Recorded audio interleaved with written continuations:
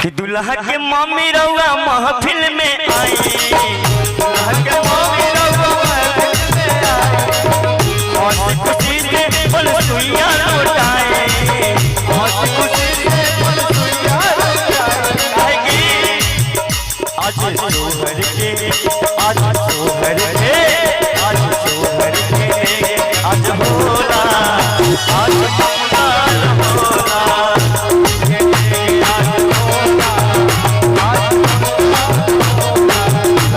होला, अलबेला आज मंगल होला, अलबेला आज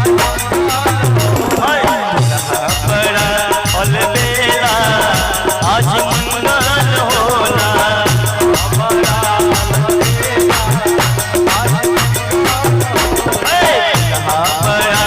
अलबेला आज मंगल